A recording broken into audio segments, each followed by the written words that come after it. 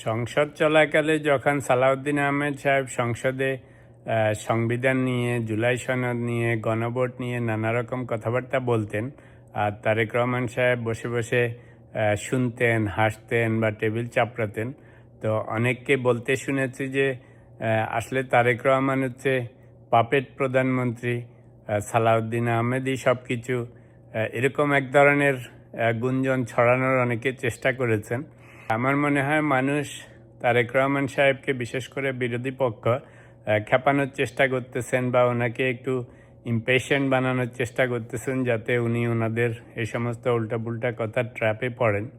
তা আসলে সবসময় ক্ষমতা দেখানোর জন্য বেশি কথা বলতে হয় না সব জায়গায়, কথা কম যে বলে, actually he is in control, এভাবেই দুনিয়াটা চলে। তারেক রহমান সাহেব যে সরকার চালাচ্ছেন, এতে বিন্দুমাত্র সন্দেহ কারো থাকার দরকার নেই, কারণ সেই শপথ গ্রহণের পর থেকে আজ পর্যন্ত যত রকমের ডিসিশন হয়েছে গভর্নমেন্টে, বড় বড় ডিসিশন, এবং যত রকমের চেঞ্জ আসতেছে, সব কিছু দেখবেন যে এই চুপচাপ ভদ্রলোকই কলকাঠি নাড়তেছেন, এবং সব কিছুর মূলে উনি। যত রকমের ছোটোখাটো চেঞ্জ দেখতেছেন সেগুলিও উনি করতেছে।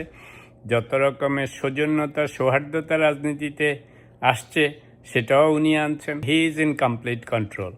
আজকের আলোচনা একটু অন্য জায়গায়, সেটা হচ্ছে যে গত কিছুদিন ধরে দেখছি উনি বিভিন্ন ডিস্ট্রিক্টে, বিভিন্ন জায়গায় যখন যান সম্মেলন করতে বা বক্তৃতা বিবৃতি দিতে, উনি গণসংযোগ করেন, অর্থাৎ দু একজন র্যান্ডম মানুষকে স্টেজে ডেকে এনে তাদের কোশ্চেন নেন, তাদের চাওয়া পাওয়ার কথা শুনেন, সেগুলি সম্বন্ধে নানা রকম আশ্বাস দেন, দেখবেন বলে বলেন। তো জিনিসটা আমার কাছে সত্যিকার অর্থে ভালো লাগে।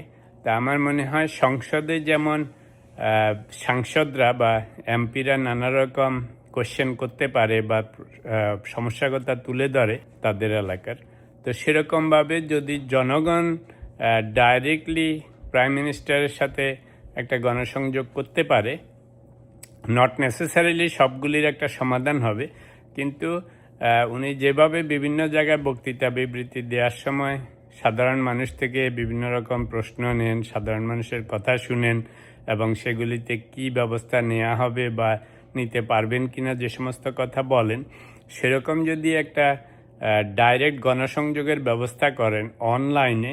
উনি যখন লন্ডনে ছিলেন, উনি অনেক অনলাইন মিটিং মিছিল করতেন ওনার পার্টির লোকজনের সাথে।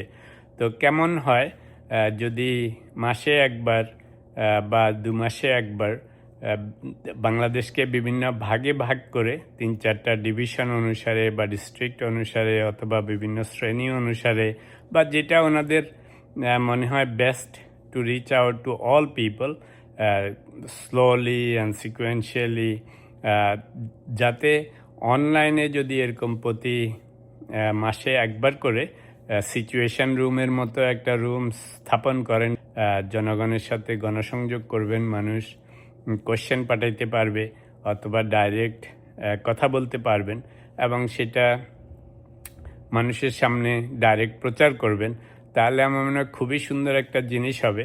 নট নেসেসারিলি যে সব ওনারা করতে পারবেন, কিন্তু ওনার একটা গুণ দেখেছি, উনি সুন্দর করে আনসার দিতে পারেন যখন জিজ্ঞেস করে। যেমন কুমিল্লা বিভাগ চাই বলে বলেছেন, তো উনি বলেছেন ঠিক আছে, আমরা বিবেচনা করে দেখব, যদি মানুষ চায় তাহলে ডেফিনেটলি সেটার একটা ব্যবস্থা হবে। তারপরে মেয়েটা যখন বলেছে যে আমাদের জায়গা আছে, কলেজের সেকেন্ড ক্যাম্পাস করলে আমাদের উপকার হতো, তো উনি শিক্ষামন্ত্রীকে বললেন যে এই জিনিসটা দেখেন। পরে মেয়েকে বলল যে তুমি একটা অ্যাপ্লিকেশন দাও, আমরা ডেফিনেটলি এটা দেখব। তা আমার ধারণা উনি এর আগেও এরকম অনলাইন মানুষের কোশ্চেন নিয়েছেন, গণসংযোগ করেছেন, যদি সুন্দর করে একটা সিচুয়েশন রুমের মতো ভালো করে বড় প্রজেক্টর লাগিয়ে মন্ত্রী মিনিস্টার নিয়ে 2-4 জন বসেন এবং মানুষ থেকে ডাইরেক্ট কোশ্চেন নেন, সেটা কোশ্চেন আকারে আসতে পারে অথবা ডাইরেক্ট কথা বলতে পারেন, জুম মিটিং, টিম মিটিং, বা বাংলাদেশে যেটা হোয়াটসঅ্যাপ, যেটা বেশি প্রচলিত, তো সেটা আকারে যদি করেন, তাহলে প্রতিটা ডিভিশন অনুসারে, যেমন বললাম 4-5টা বাংলাদেশকে ভাগ করে অথবা ডিস্ট্রিক্ট কয়েকটা করে নিয়ে, অথবা বিভিন্ন গোত্র শ্রেণী, যেভাবে করলে ভালো হয়, তাহলে সবার কাছে রিচ আউট করা যাবে। তারাও তাদের এলাকার বিভিন্ন সমস্যার কথা তুলে ধরতে পারবেন বা আশা আকাঙ্ক্ষার কথা তুলে ধরতে পারবেন। তো এটাতে দুটা সুবিধা হবে। একটা হচ্ছে প্রধানমন্ত্রীর সাথে ডাইরেক্ট গণসংযোগ হবে, ওনারও যেমন অ্যাওয়ারনেস হবে যে দেশের বিভিন্ন অঞ্চলে কোথায় কি হচ্ছে, কী ধরনের সমস্যার মানুষ সম্মুখীন হচ্ছে, মানুষের কি আশা আকাঙ্ক্ষা আছে। তো 1-2 ঘন্টা করে গণসংযোগ করলে অনেক কিছু জানা যাবে। তো সেটার জন্য যদি উনি একটা টিম ঠিক করেন, যারা ইভেন লাইভ চলাকালেও সেগুলিকে মনিটর করবে, কোশ্চেন পিক আপ করবে, কোনো রকমের স্টেজ ছাড়া, এমন না যে নিজেদের পছন্দ মতো নেবেন। কোশ্চেন যত কঠিনই হোক সেটার উত্তর দিতে পারবেন, উত্তর না দিতে পারলে বলতে পারবেন যে ঠিক আছে, ও লুক ইনটু ইট। তো যদি সেরকম একটা ব্যবস্থা করেন, মাসে একবার 1-2 ঘন্টা জনগণ ওনার কাছে রিচ আউট করতে পারবে, উনি জনগণের কাছে কথা শুনতে পারবেন, তাহলে আমার মনে হয় একদিকে মানুষও যেমন উপকৃত হবে যে তারা তাদের প্রধানমন্ত্রীর সাথে কথা বলার জন্য, ডাইরেক্টলি দেখার জন্য, কোশ্চেন পাঠানোর জন্য একটা সুযোগ পাবে অন এ রেগুলার বেসিস। আবার প্রধানমন্ত্রীও দেশের জনগণের কাছে রিচ আউট করতে পারবে। তাহলে একটা সুন্দর দুই পক্ষের মধ্যে গণসংযোগ হবে। তো কথাটা সাজেস্ট করছি এজন্য, মনে হচ্ছে তারেক রহমান সাহেবের এটা একটা নেক আছে, ইলেকশনের আগে থেকেই দেখে আসছি। উনি যত জায়গায় গেছেন, উনি সবসময় প্রতিটা মিটিং মিছিলেই কাউকে না কাউকে ডেকে এনেছেন, ওদের কথাবার্তা শুনেছেন, ওদের কি চাওয়া পাওয়া, নিজেদের জন্য হোক, সমাজের জন্য হোক, বা তাদের এলাকার জন্য হোক। তো ইটস এ নাইস থিং। তো আমরা সাধারণত ওয়েট করে থাকি যে এমপিরা সংসদে যাবে, ওখানে আমাদের জন্য কিছু বলবে।